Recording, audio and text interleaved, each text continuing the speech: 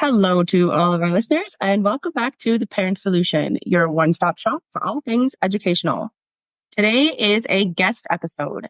My name is Kimberly and my guest is Mark Aylward. Mark has 3 young adult children who he essentially raised by himself after a very contentious divorce.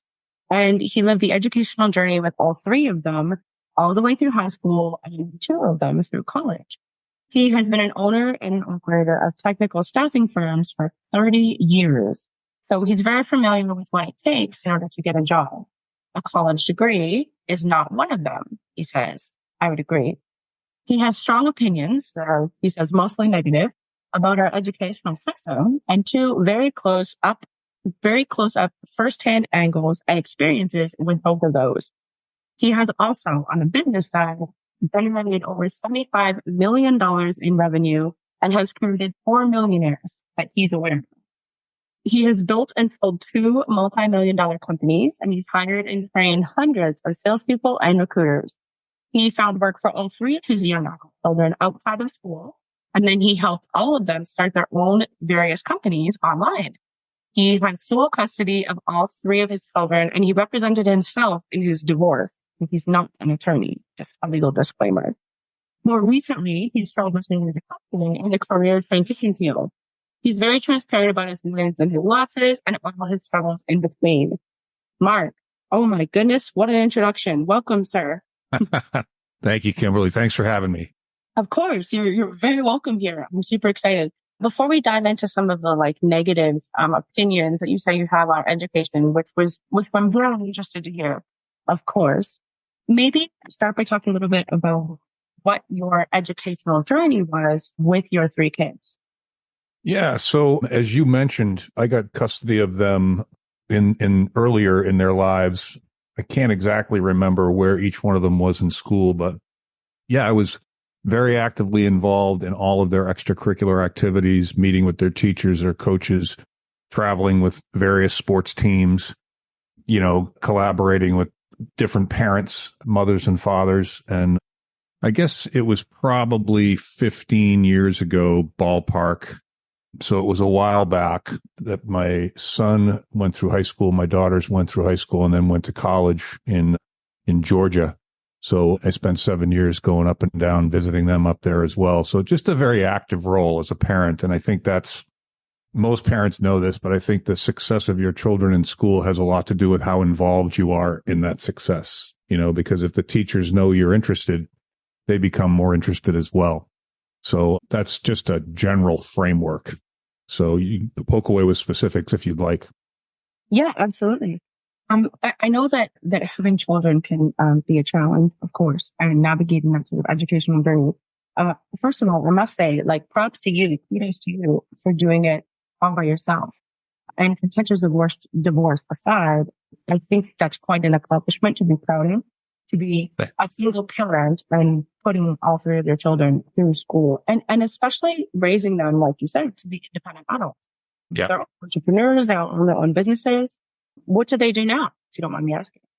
Yeah. So my eldest daughter is certified yoga instructor and a film producer. So she works with people developing their brands, entrepreneurs developing their brands. She helps women with certain issues around self-confidence in that same space. She produces podcasts for people as part of her service. She directs and produces films, and she sneaks in that yoga certification every now and then with the movement. So that's her business, generally speaking. Mostly women is who she helps. And my second daughter is in the nutrition space. She is I guess I would call her a gut health coach. She started diving into nutrition at a very young age, about 12, for her own well-being and body image issues and health issues. And she's become an expert and has expanded. Now she's got some licensed dietitians working with her, and she has online courses that she offers women. She does blood work, stool samples, then benchmarks their health, and then builds lifestyle changes, mostly involving what they eat, when they eat, how much they eat, and what combination they eat. And she's had some really outstanding results with that. And my son is a music producer. He produces rap music, not the lyrics as much as the beats. and he's just starting to get some traction now as well. So they're all, I guess, creatives, but those are the businesses that they're in. That's amazing. And I definitely think that we need more creative businesses, right? And more creative, inspired, or creative driven individuals. I think it's amazing that all three of your kids, I don't think that's a coincidence, that all three of them have ended up doing their own thing and marching to the beat of their own drum, so to speak. Yeah, their mom was an entrepreneur, so they grew up around entrepreneurship for sure. They didn't grow up around people working for other people. They grew up around people that had crazy schedules and did odd things and were non-traditional.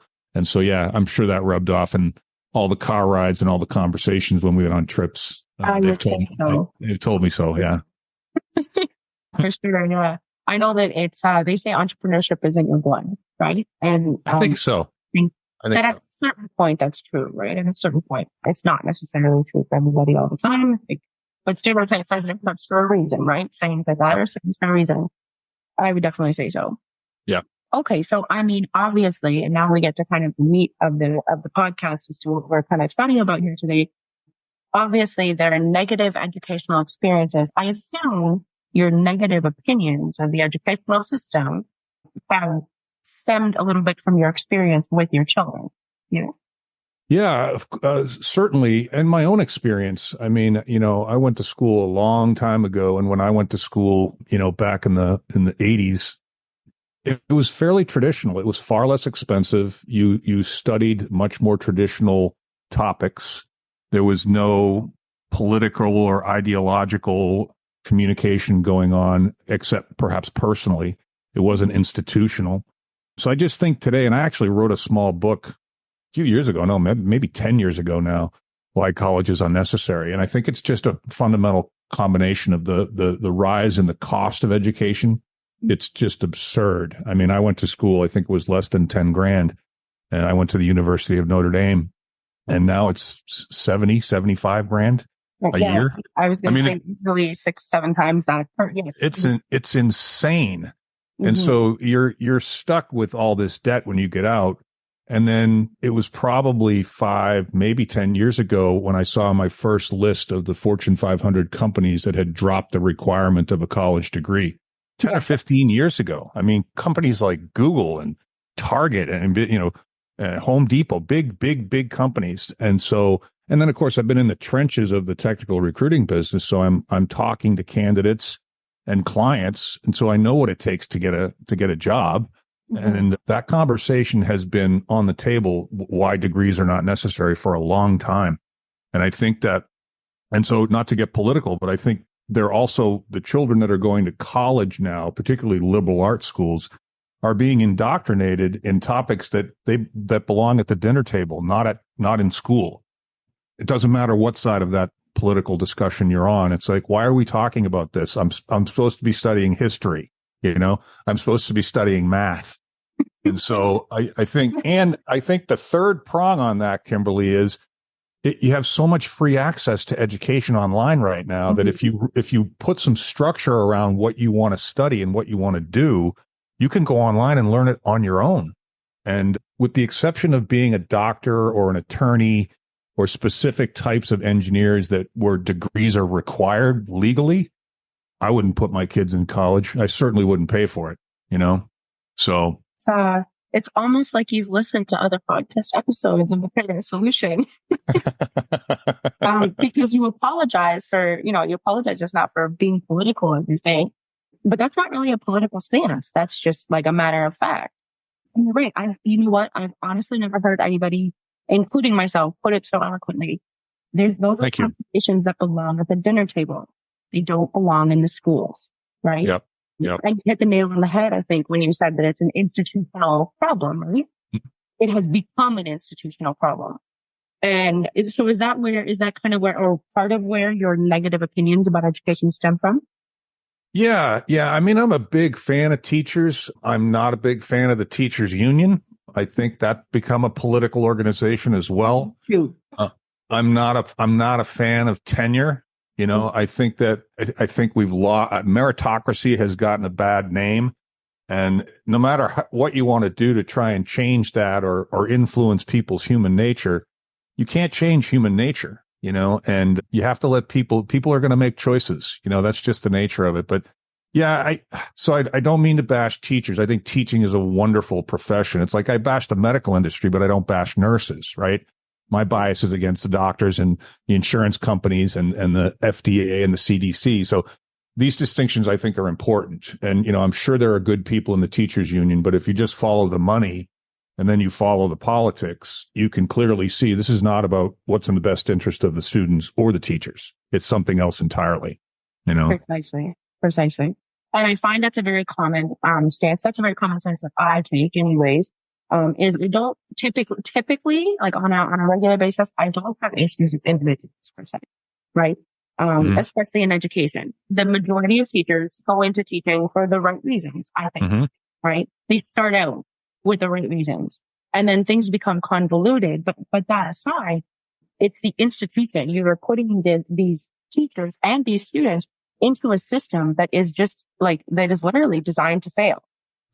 Designed to fail. Like the mass public education system, and I've said this many times before, it wasn't designed for massive success or for the success of the masses, should I say, right? It was not designed for people to come out of it and be critical thinkers. It was not designed for people to come out of it and be entrepreneurs.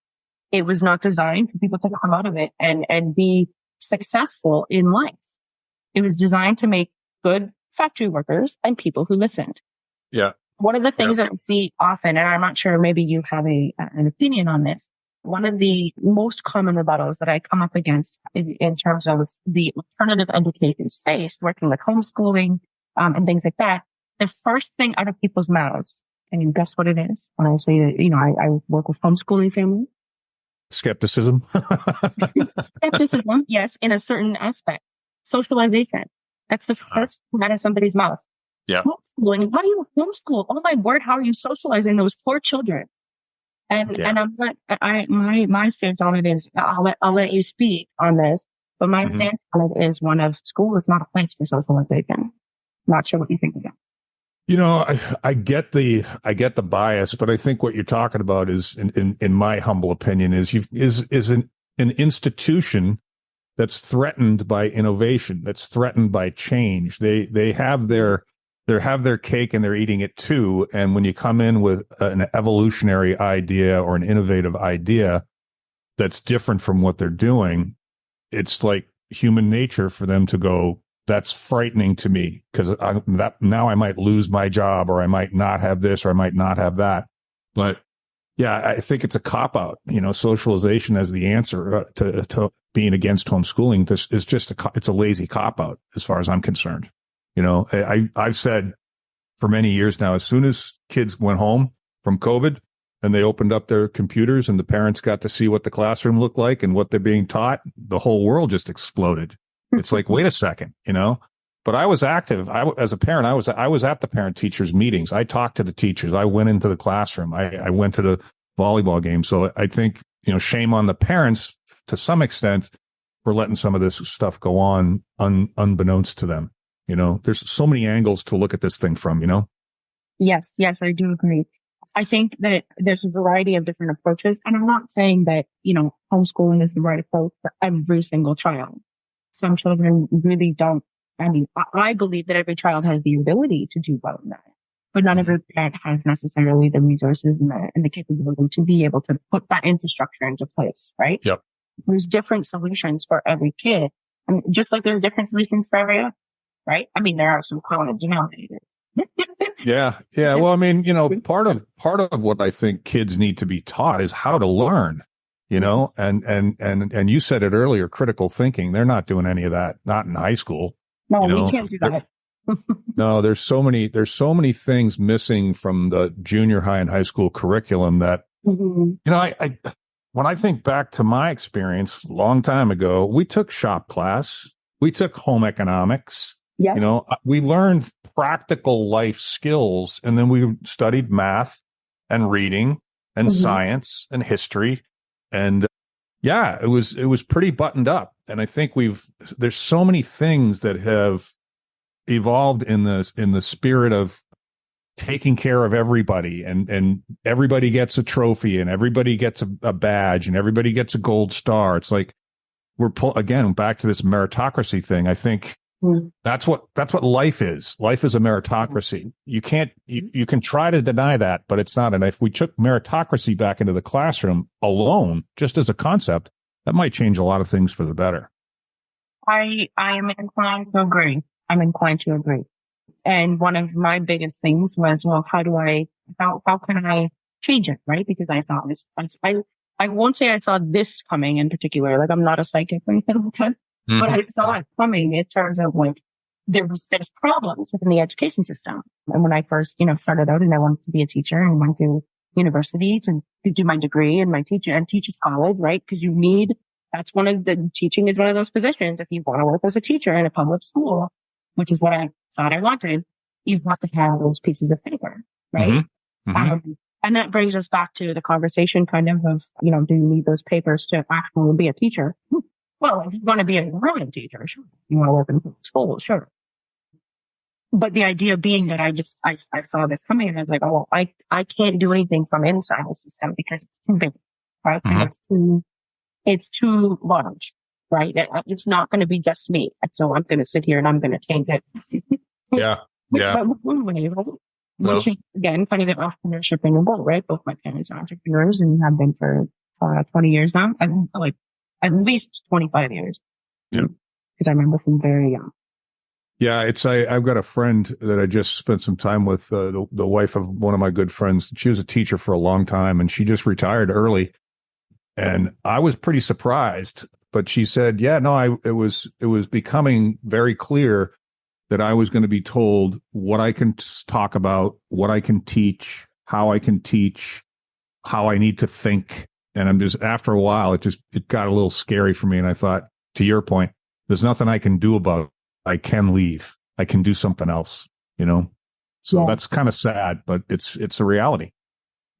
I think it's very unfortunate, but yes, and it's an unfortunate reality. Yep.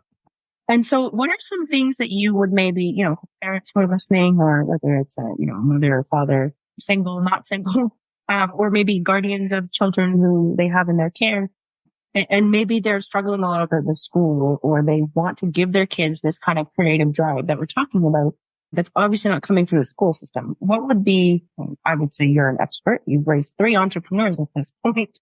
What would be your advice or maybe some tips that you would give people? What would you say?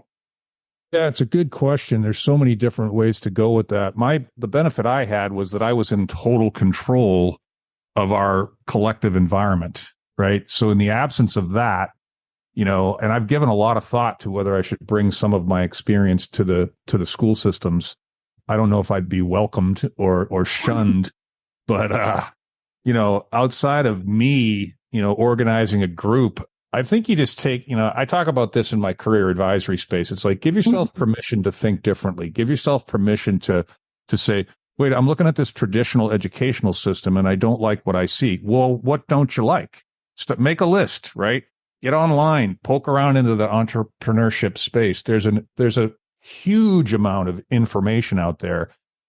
And when you start to, and I do this, I tell my kids to do this with everything, whether it's politics or economics or anything. It's like, you're going to see 2 sides to almost every argument, right? And the truth is usually somewhere in the middle, right? So it's like, okay, identify what the extreme belief is over here, and then go find the extreme belief over there, and then start poking around in the middle, because for someone who gave themselves permission or gave their children permission to say, well, maybe you don't have to go to work for a Fortune 500 company. Maybe you can start something on your own. What does that look like? Well, start to see what it looks like, right? So that it takes a bit of, my children had the benefit of having listened to me for 30 years in the car. Then they came into my office. They answered my phones for a while. I was involved. They were involved. And then the educational system, like I told you earlier, every single teacher my kids had knew my name, So if you want to find out more about what's going on, go in there and talk to the teachers. Go in there and talk to the principal. Get some time with the guidance counselor, right? Don't presume you know what's going well and what's not going well. So I think it's some intellectual curiosity, the number one tip I could give people. I like that, intellectual curiosity. And I know, even just speaking from personal experience, that's one thing that I see and that's valuable parents who are able to encourage that in their children typically have a much more open mindset, not necessarily accepting mindset per se, but they have a much more open mindset, right? They know what they believe, know what they don't believe. But if somebody else comes to them with alternative information, it's not like that is the only thing that they're like, oh no, like that's wrong, and let me tell you why. They're like, oh, interesting, tell me more. You know, it's a very interesting, I guess you could call it a limiting belief, but I know parents and I have siblings, you know, with kids that are teenagers, and many of them, when I bring up the topic of if I had 17-year-olds now, I wouldn't let them go to college. Their mouths, they agape, you know, they're like, what are you talking about? It's really embedded in our psyche that the way to be successful is graduate from high school, get a degree from a good college, and go to work for a big company. That hasn't been true for 25 years, right? Yeah. But it's still like embedded in our DNA. And I think that's a big part of the issue, because the reason schools can charge as much as they do, at least in part, is because we keep paying it, you know? Yeah. So, you know, Yeah. And it's a very, very, very deeply embedded belief that's very difficult to overcome. It's almost like, well, if I don't send my kid to college and I can, or she can go, or he can go, I'm doing them a disservice. I think the contrary. I think you might be doing them a disservice sending them there, you know, at this point. So anyway. I would agree, actually, that I had a conversation with a gentleman this past week, and I won't name names because I don't know who's listening. But I had a conversation with a gentleman this past week who was very interested. He does college applications he's based in the States, but he does college applications like for various schools all over the States. And his interest in talking to me was because we provide homeschooling support, and we will be able to get children to through the high school portion of their academic career, so that they're academically on par with someone else who's in grade 12, who's graduated with a high school transcript, right? And his thing was, well, what do you do about when that child wants to go and apply to university?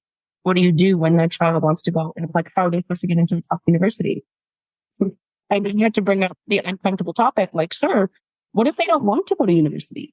Yeah. What if they want to get a major in engineering or like a master's in whatever, right? Like I said earlier, unless you want to be a doctor, or in my case, a teacher, like because I wanted to work within the system, unless you want to work as an attorney or a doctor or a teacher or some sort of regulated job, you don't have to have a pile of letters, or a neurosurgeon, you know, unless you want to do something like that, you don't have to have a pile of letters behind your name. Yeah. No, it's true. Need to do that to be successful in life. Fast forward to midlife, where I am and where a lot of people I talk to are. It's amazing to me, because one of the things I do with people that are in midlife is, okay, why are you doing what you're doing? And might you want to do something else, but you haven't found permission to do it. You haven't found the courage to do it. It feels too risky or whatever. And you find that people, like, I went to business school and studied marketing because of something my guidance counselor in high school said to me. She had no idea who I was. She had no business saying that to me, but it was part of the logic in that period of time.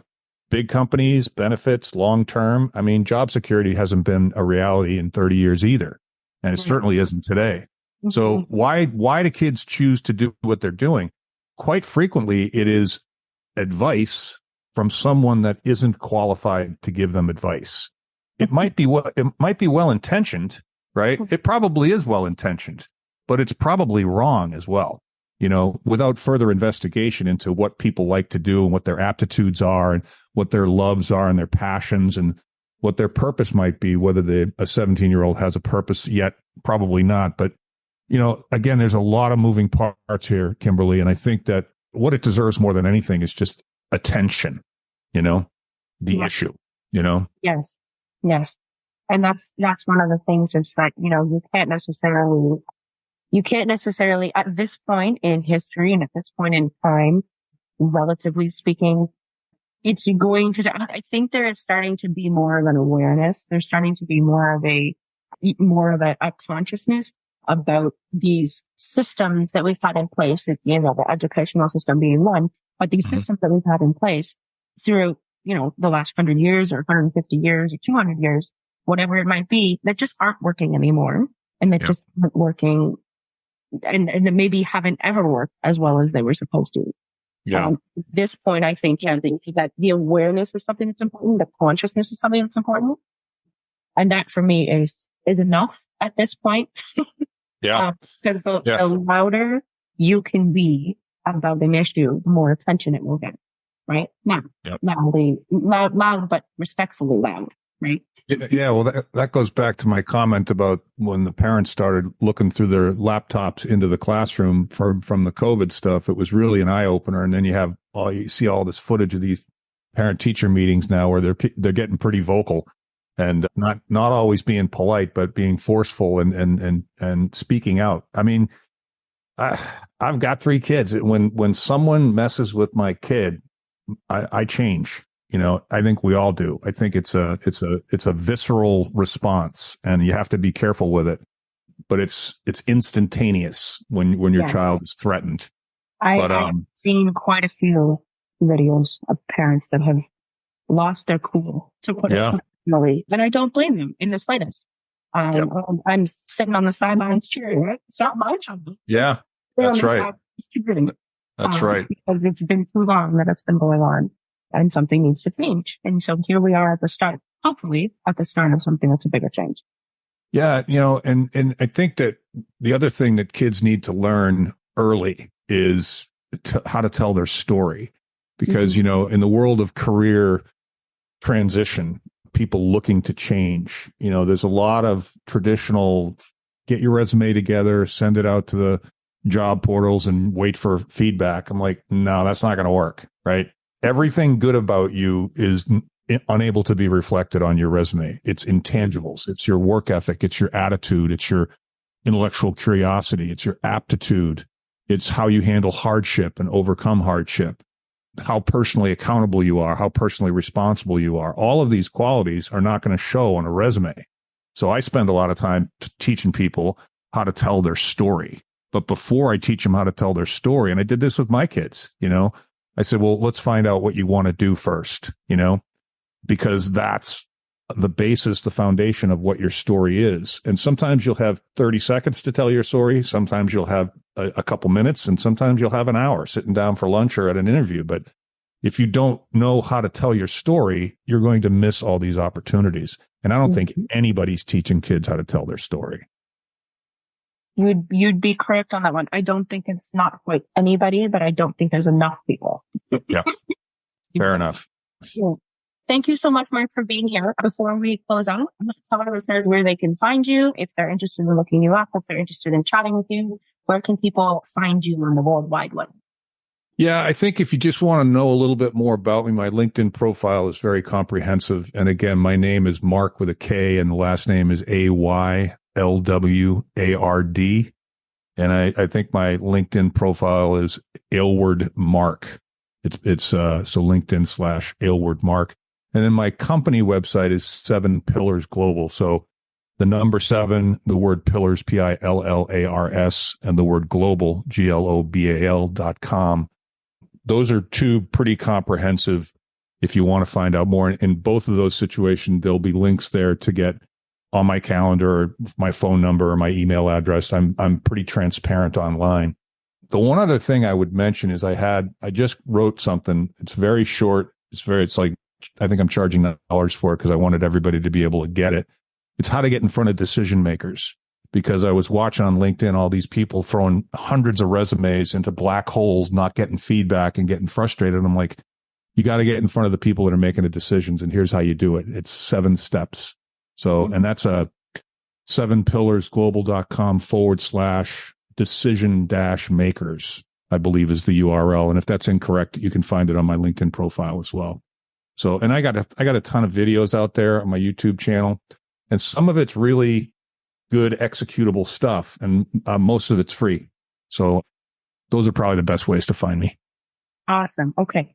Well, for those listeners who maybe didn't have a pen or they're driving or something of the sort, or you're going to have to rewind and listen again, don't worry, because we will have everything in the show notes and or in the partner blog on our website. So you don't have to worry. It'll all be there for you to kind of visually see as well. But thank you so much, Mark, for the auditory repertoire of that. It's lovely to hear that there's so many places to find you. Yeah.